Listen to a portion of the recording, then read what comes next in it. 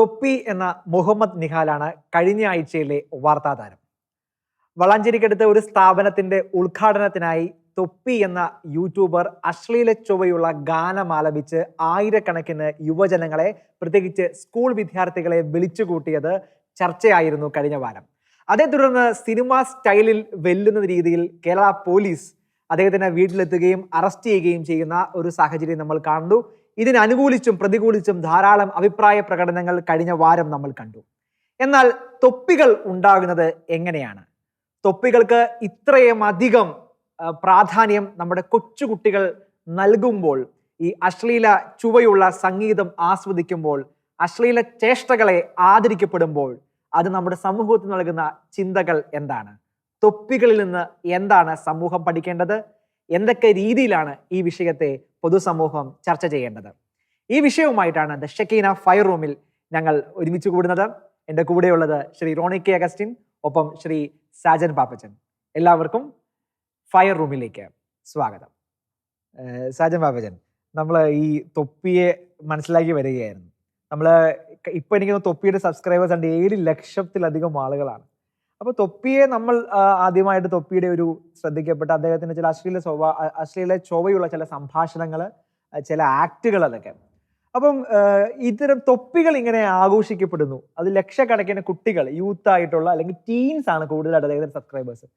അപ്പോൾ നമ്മളൊക്കെ ഒരു കാലത്ത് കാണുന്ന, ആദരിക്കപ്പെടുന്ന ചില മാതൃകകൾ ഉണ്ടായിരുന്നു. അപ്പൊ നമ്മുടെ യൂത്ത് ഇത്തരം മാതൃകകൾ തേടി പോകുന്നത് ശരിക്കും നമ്മൾ ആശങ്കപ്പെടേണ്ടതല്ലേ അത്തരം സംഭവങ്ങളെ? തീർച്ചയായും ആശങ്കപ്പെടേണ്ടത് തന്നെയാണ്.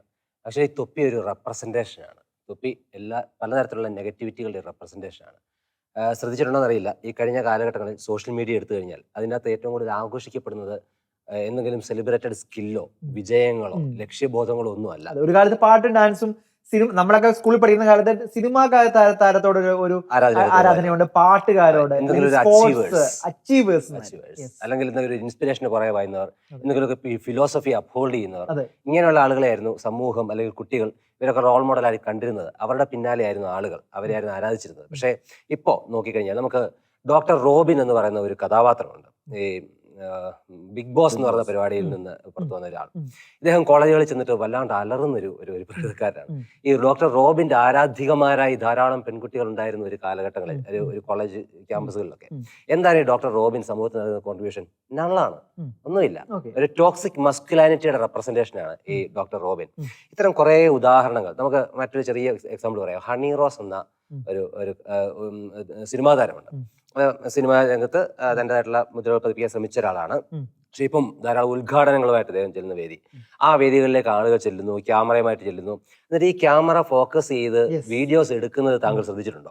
അവരുടെ പ്രസംഗങ്ങളോ അവർ നൽകുന്ന ആശയങ്ങളോ അവര് പങ്കുവെക്കുന്ന സംവേദനം നൽകുന്ന കാര്യങ്ങളോ ഒന്നുമല്ല. അവരുടെ ശരീരത്തിന്റെ ചേഷ്ടകൾ, അതിന്റെ ആകൃതി, ഇതൊക്കെയാണ് എടുക്കുന്നത്. അപ്പൊ എന്തുകൊണ്ടാണ് ഈ ആരാധിക്കപ്പെടുന്ന ആളുകളുടെ കാഴ്ച, അല്ലെങ്കിൽ ആരാധിക്കപ്പെടുന്ന ആ ഐഡിയൽസ് അതെങ്ങനെ മാറി എന്നുള്ളത് തീർച്ചയായും ചർച്ച ചെയ്യപ്പെടേണ്ടതാണ്.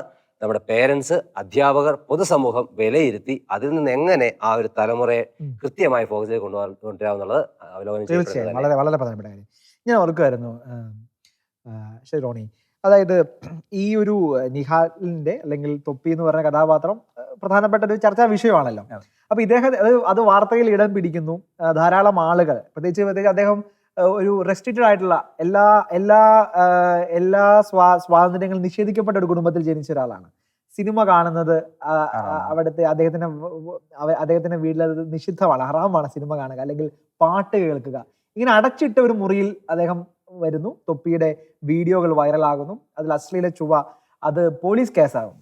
അപ്പൊ ഞാൻ ആലോചിക്കുന്നത് ഇതിനെ ഒരു മറ്റു രീതിയിൽ കാണുകയാണ്. നമ്മുടെ നാട്ടിൽ ഇതൊരു ആദ്യ സംഭവമൊന്നും അല്ല ഇത്തരം കഥാപാത്രങ്ങൾ. പക്ഷെ ഇത് മാത്രം പോലീസ് ഇടപെടുന്നു. അതൊരു സിനിമ സ്റ്റൈലിൽ. അതിനകത്ത് ഏറ്റവും രസകരമായ കാര്യം, അദ്ദേഹം വീടിന്റെ റൂമിന്റെ താക്കോല് എടുത്തു കൊടുത്തിട്ടും പോലീസ് ചവിട്ടിപ്പൊളിച്ച് ഒരു വാർത്ത ഉണ്ടാക്കാൻ വേണ്ടി പോലീസ് ഇടപെടുന്നത് ഒഫീഷ്യൽ സോഷ്യൽ മീഡിയ പേജിൽ പോലും അത് വലിയ ആഘോഷിക്കപ്പെടുകയാണ്.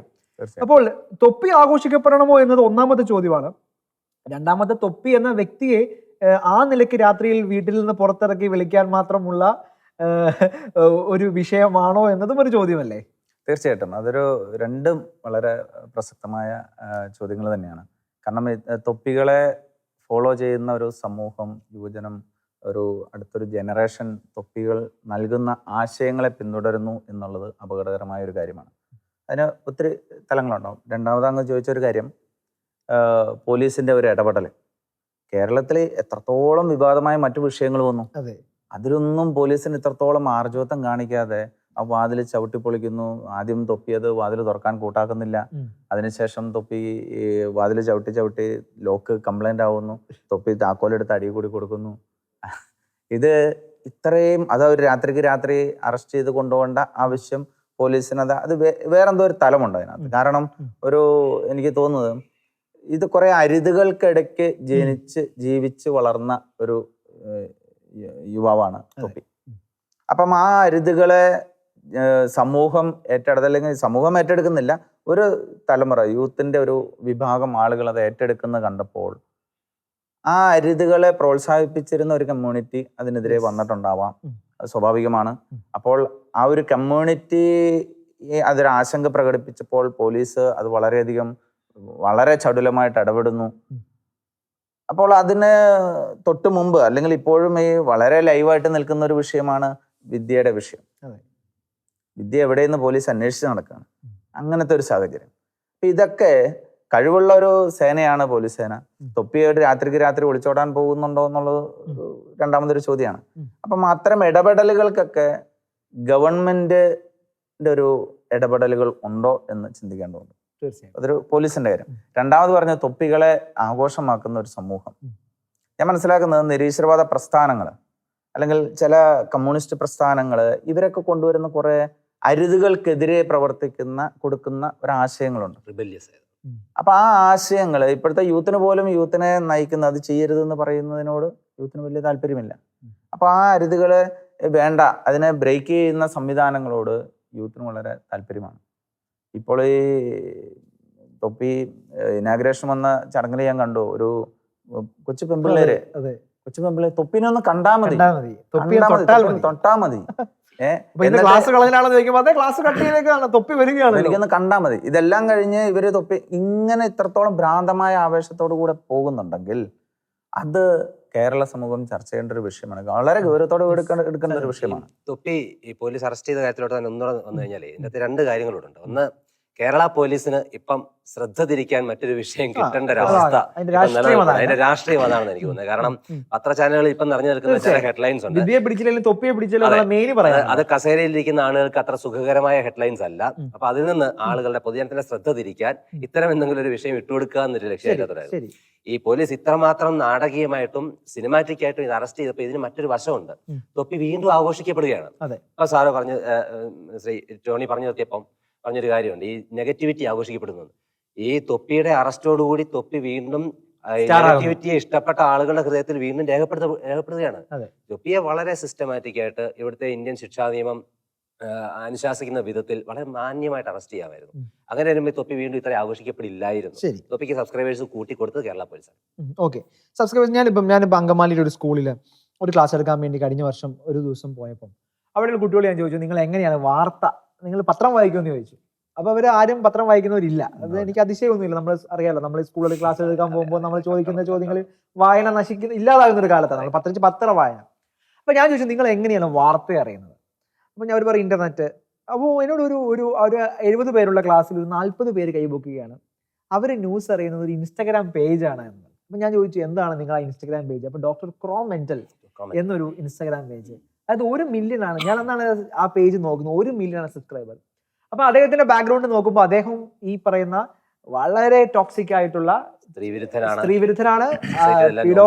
അതായത് കുട്ടികൾക്കെതിരെയുള്ള പല വലിയ കേസുകൾ കേസുകളുണ്ടോ എനിക്ക് ഒരിക്കലറിയില്ല. പക്ഷെ അദ്ദേഹം അങ്ങനെ ഒരു വ്യക്തിക്കാണ് ഈ 7ാം ക്ലാസ്സിലും 8ാം ക്ലാസ്സിലും പഠിക്കുന്ന കുട്ടി വാർത്ത കൺസ്യൂം ചെയ്യുന്നത്. അതായത് നിങ്ങൾ ഓർക്കണം, അദ്ദേഹം ഒരു മാധ്യമ സ്ഥാപനമല്ല, ഒരു ഫേസ്ബുക്ക് ഒരു ഒഫീഷ്യൽ ഒരു യൂട്യൂബറോ ഒന്നുമല്ല. അദ്ദേഹം എങ്ങനെയൊക്കെയോ പബ്ലിസിറ്റി നേടിയെടുത്ത ഒരു മനുഷ്യൻ. ആ മനുഷ്യന്റെ ടോക്സിക് ആയ ചിന്തയാണ് ഒരു കാത്തലിക്കായ സ്ഥാപനത്തില് ഒരു 70% ആളുകളും കൺസ്യൂം ചെയ്യുന്നത്. അപ്പൊ നമ്മുടെ കുട്ടികളെ അവരുടെ ടേസ്റ്റിനെ നമ്മൾ മനസ്സിലാക്കുന്നതിൽ നമുക്ക് വീഴ്ച പറ്റുമോ? ഇതിനെ ആഘോഷിക്കപ്പെടണമെന്ന് രണ്ടാമത്തെ വിഷയമാണ്. നമ്മുടെ കുട്ടികൾക്ക് എന്താണ് ഇങ്ങനെയുള്ള ആളുകളോടൊരു ഒരു താല്പര്യം ഉണ്ടാകുന്നത് എന്നത് ചർച്ച ചെയ്യണം. ഈ ആളുകളുടെ എല്ലാം ഒരു പൊതു സ്വഭാവം എടുത്തു കഴിഞ്ഞാൽ അത് ഇവരെല്ലാം ചെയ്യുന്നത് സിസ്റ്റത്തെ വെല്ലുവിളിക്കുകയാണ്. നിലനിൽക്കുന്ന ഏതെങ്കിലും ഒരു സിസ്റ്റത്തെ, റെസ്പെക്ട് ചെയ്യപ്പെടേണ്ട ഒരു സിസ്റ്റത്തെ, ആ സിസ്റ്റത്തിനെ വെല്ലുവിളിക്കാനുള്ള ഒരു വ്യഗ്രത നമ്മുടെ കുട്ടികൾക്ക് ഉണ്ടെന്നുള്ള അടിസ്ഥാന യാഥാർത്ഥ്യം. കാരണം അവനെ പേടിപ്പിക്കുന്ന അധ്യാപകർ, അവന്റെ ഇഷ്ടത്തോട് കൂട്ടുനിൽക്കാത്ത എന്തെങ്കിലുമൊക്കെ തരത്തിലുള്ള സിസ്റ്റം, അതിനോടെല്ലാം അവൻ കാണിക്കാൻ ആഗ്രഹിക്കുന്ന റിബല്യൻ. നമ്മുടെയൊക്കെ കാലഘട്ടത്തിൽ പണ്ട് സുരേഷ് ഗോപിയുടെ പോലീസ് വേഷത്തോട് നമുക്കുണ്ടായിരുന്ന അതേ ആരാധന. അന്ന് പോലീസുകാരൻ ആയ സുരേഷ് ഗോപി രാഷ്ട്രീയക്കാരെ അടച്ചാക്ഷേപിച്ചപ്പോൾ നമ്മൾ അദ്ദേഹത്തിന് കൈയടിച്ചതിന്റെ മറ്റൊരു വേർഷൻ മനസ്സിലായില്ലേ? അപ്പം ഈ സിസ്റ്റത്തോട് വെല്ലുവിളിക്കാനുള്ള, സിസ്റ്റത്തോട് റിബല്യസ് ആകുന്ന കുട്ടികൾ എന്തുകൊണ്ട് ഉണ്ടാകുന്നു എന്നുള്ളതാണ് യഥാർത്ഥത്തിൽ ചർച്ച ചെയ്യുന്നത്. ഇത്രമാത്രം ഈ സിസ്റ്റത്തോട് ഇവർക്ക് വിരക്തി വരാൻ, ഇത്രയും വൈരാഗ്യം വരാൻ എന്താണ് കാരണം? അവിടെ നിന്ന് തുടങ്ങണം. ഈ തൊപ്പിയുടെ വളർച്ചയുടെ പിന്നിൽ എനിക്ക് തോന്നുന്നു 3 ഘടകങ്ങളുണ്ട്.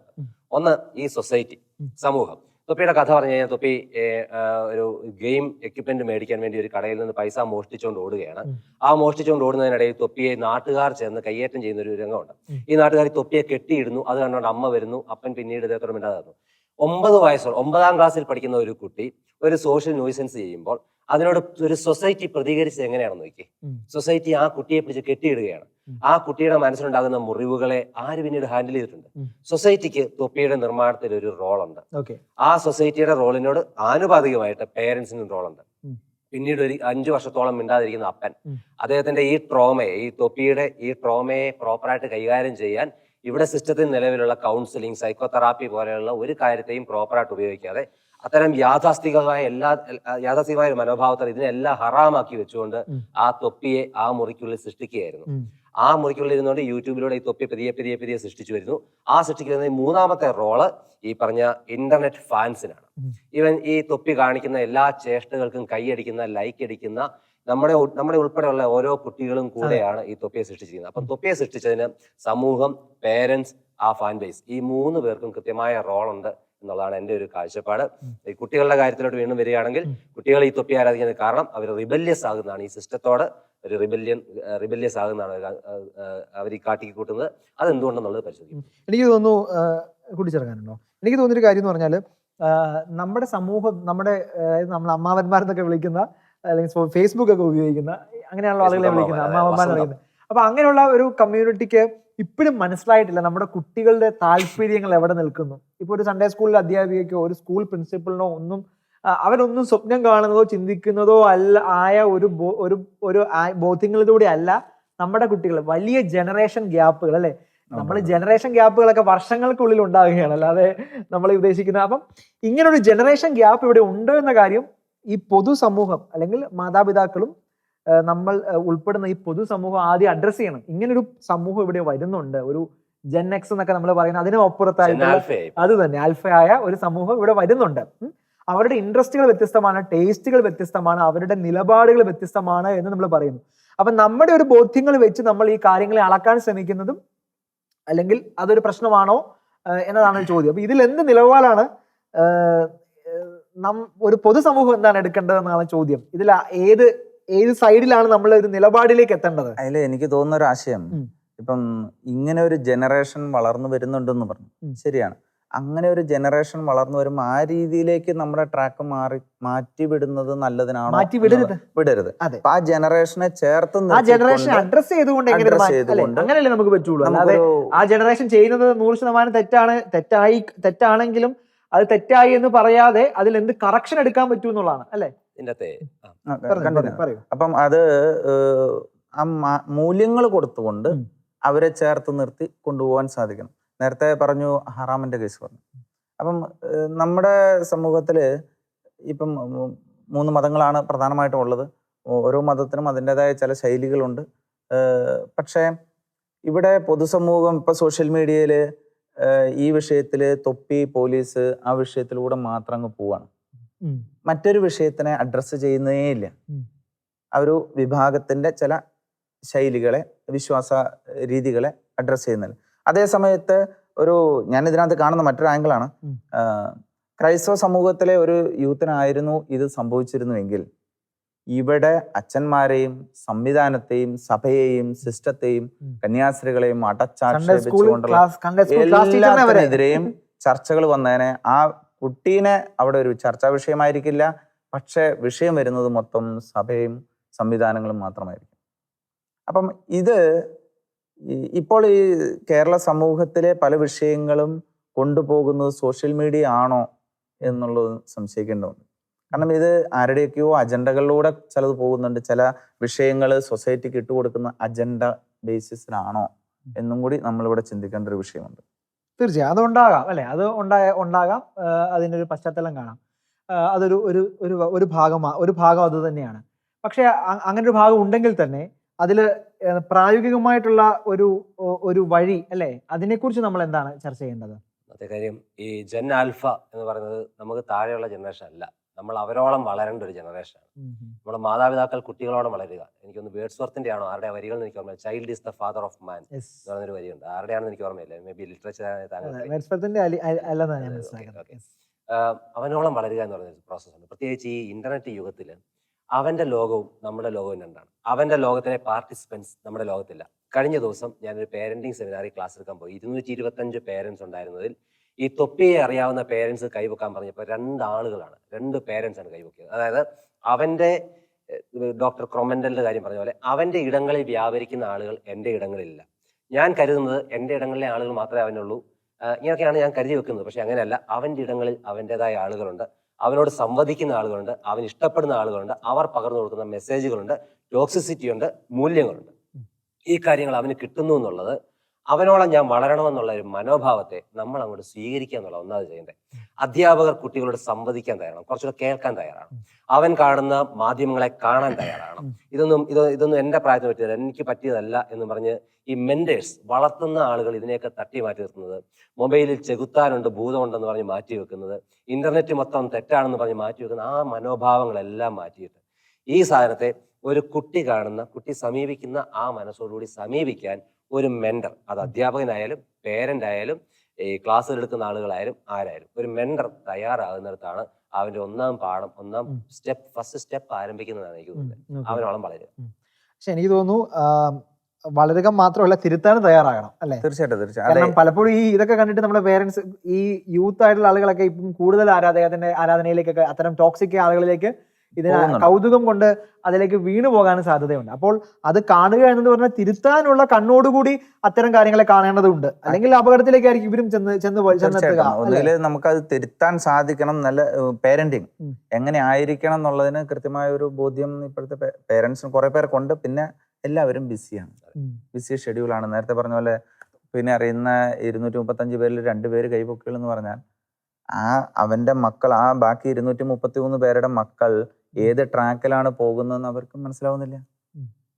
എനിക്ക് തോന്നുന്നു ഈ കോവിഡിന് ശേഷം വ്യാപകമായ internet, social media, internet, wifi, 4G 5Gയിലൊക്കെ എത്തിയ ഒരു ജനറേഷനെ സംബന്ധിച്ചിടത്തോളം നമ്മൾ ഏത് മുറിയിൽ പൂട്ടിയിട്ടാലും അതിനെല്ലാം പുറത്ത് ചാടുന്ന ഒരു സാധ്യതയാണ് ഇന്റർനെറ്റ്. അപ്പൊ എനിക്ക് തോന്നി മൊബൈലിന്റെ ദുരുപയോഗം അല്ലെങ്കിൽ മൊബൈലിന്റെ ഉപയോഗം എന്ന വിഷയവും കൂടി നമ്മൾ ചേർത്ത് വായിക്കണം. അവൻ എന്താണ് കാണുന്നത്? അപ്പൊ നമ്മൾ അതിനെ, കുട്ടി കാണുന്നത് പേരൻസ് കാണുമെന്ന് ചോദിക്കുമ്പോൾ അവന്റെ സ്വകാര്യതയെ ലംഘിച്ചു, അവന്റെ പ്രൈവസിയെ ചോദ്യം ചെയ്തു എന്നതായിരിക്കാം ഒരു ബുദ്ധിജീവി ഭാഷ്യം അല്ലെ? അതും ഒരു പ്രശ്നമാണ്. അപ്പോൾ അതിനിടയിൽ ഒരു ബാലൻസ് ഉണ്ട്. ഒരു പേരന്റ് എന്ന നിലയിൽ 2 മാതാപിതാക്കൾ ഇവിടെ ഉണ്ടല്ലോ, 2 അപ്പന്മാരുടെ ഉണ്ടല്ലോ. അപ്പം അതൊരു പേരന്റ് എന്ന നിലയിൽ എങ്ങനെയാണ് ഇങ്ങനെ ഒരു വിഷയം വന്നാൽ എങ്ങനെയായിരിക്കും സമീപിക്കുക? അതിനിടയിൽ ഒരു ബാലൻസിങ് ഉണ്ടാവണം. കാരണം ഇപ്പം അമൽജ്യോതിയിലെ വിഷയങ്ങളൊക്കെ വന്നപ്പോഴും ഒത്തിരി ചർച്ച ചെയ്യപ്പെട്ട വിഷയമാണ്. 18 വയസ്സ് കഴിഞ്ഞ കുട്ടികളല്ലേ, അവർക്ക് മൊബൈൽ ഫോൺ ഉപയോഗിക്കാനുള്ള റൈറ്റ് ഇല്ലേ എന്നുള്ള രീതിയിലൊക്കെയാണ് അവിടെ ചോദ്യങ്ങൾ വന്നത്. അതായത് പേരൻസ് പോലും പറഞ്ഞ് ഹോസ്റ്റൽ മാനേജ്മെന്റ് അനുസരിച്ച് അവരെന്താണ് പറയുന്നത് അതിനനുസരിച്ച് പോകണം, നിങ്ങൾ പഠിക്കണം, നിങ്ങൾ ആ റൂൾസ് പാലിച്ചാൽ മതി എന്ന് പറയുമ്പോഴും ഇവിടെ സോഷ്യൽ മീഡിയ ചലഞ്ച് ചെയ്യുന്നത് 18 വയസ്സ് പൂർത്തിയായ എനിക്ക് അതിനുള്ള റൈറ്റ് ഇല്ലേ എന്നുള്ളതാണ്.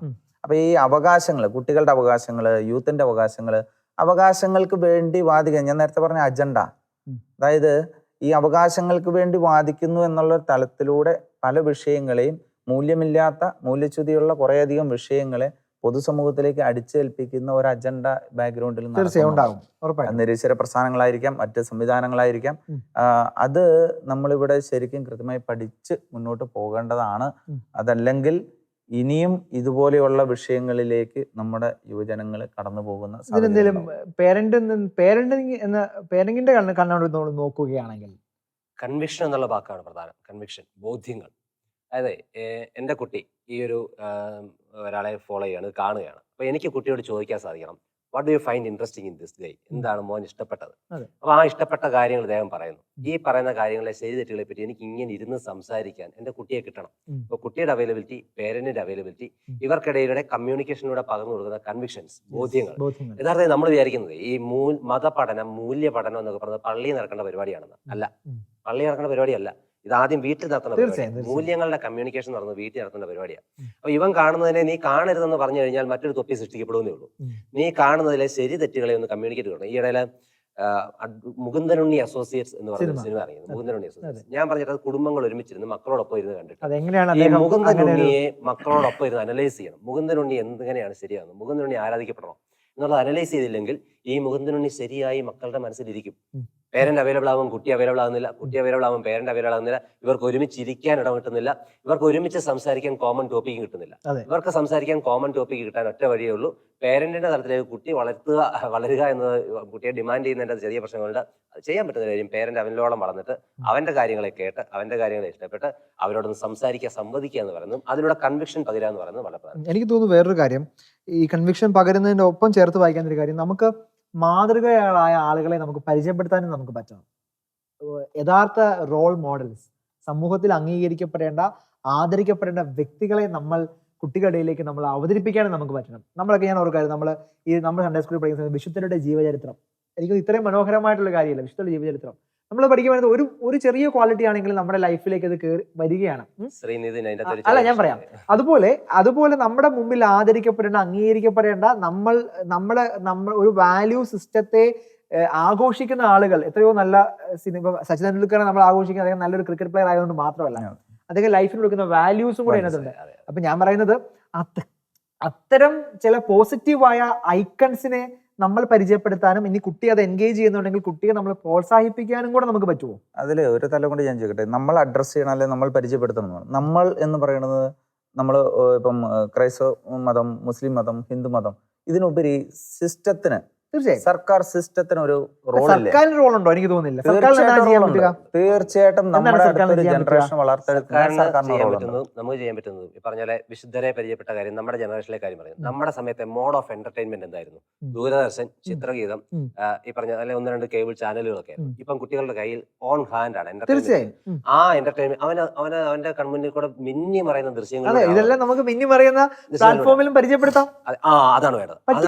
അസാധ്യമായ കാര്യം. നല്ല മാതൃകകളുണ്ട്. ഹെറിഡിറ്ററി മോഡൽ, നമ്മളെ പരമ്പരാഗത മോഡലുകളിൽ ഈ കുട്ടിയുടെ അടുത്തോട്ട് ഈ മൂല്യങ്ങളെ എത്തിക്കുന്ന, ഞാൻ പറയുന്നത് അവരുടെ വിശുദ്ധരുടെ ഒരു 100 പേജിന്റെ പുസ്തകമായി ചെല്ലുക എന്നുള്ളതല്ല ഞാൻ പറഞ്ഞത്. അത്തരം പുതിയ സാധ്യതകൾ വെബ് സീരീസ് ആയിക്കോട്ടെ, ഇപ്പൊ നമുക്ക് നെറ്റ്ഫ്ലിക്സിൽ തന്നെ എത്രയോ സുന്ദരമായ നല്ല പോസിറ്റീവ് വാല്യൂസ് കൊടുക്കുന്ന സിനിമകൾ, ദൃശ്യങ്ങളൊക്കെ ഉണ്ട്. അത്തരം സംഗതികൾ നമുക്ക് ഉപയോഗിച്ചുകൂടാ, അത് അസാധ്യമാണ്. ക്രിയേറ്റിവിറ്റി ഏറ്റവും ഭംഗിയായിട്ട് ഉപയോഗിക്കാൻ പറ്റുന്ന സിസ്റ്റം ഗവൺമെന്റ് ആണ്. അതിനുള്ള എല്ലാ സോഴ്സും ഉള്ളതും. ഗവൺമെന്റ് ഉത്തരവാദിത്വം എത്രത്തോളം പ്രായോഗികമാണ് കേരളത്തിൽ. ഞാൻ വേറൊരു കാര്യം ചോദിക്കട്ടെ. അത് ശരി, ഇപ്പം ഗവൺമെന്റിന് ഉത്തരവാദിത്തമില്ല എന്ന് പറയുമ്പോൾ വേറൊരു കാര്യം പറയുന്നത്, ഇപ്പം തൊപ്പി ഒരിക്കലും ആ ഒരു മതവിശ്വാസത്തിൽ നിന്ന് താല്പര്യമില്ലാത്ത വ്യക്തിയാണ്, അതിന് പുറത്ത് കടന്നിട്ടുള്ള ഒരു വ്യക്തിയാണ്. അപ്പം ഓരോ മതത്തിൽ ചേർന്ന് നിൽക്കുന്നവർക്ക് മാത്രമാണ് ആ മതം കൊടുക്കുന്ന ആശയങ്ങൾ അവർ എടുക്കുള്ളൂ. അല്ലാത്തവർ അതിനെ എൻറ്റയർലി തള്ളിക്കളഞ്ഞുകൊണ്ട് അതിന് പുറംതിരിഞ്ഞ് നിൽക്കുന്ന സിസ്റ്റമാണ്. അപ്പം പൊതുസമൂഹത്തിനെ അഡ്രസ്സ് ചെയ്യേണ്ടത് ആരാണ്? സിസ്റ്റമാണ്, ഗവൺമെന്റ് സിസ്റ്റമാണ്, സർക്കാർ സംവിധാനങ്ങളാണ്.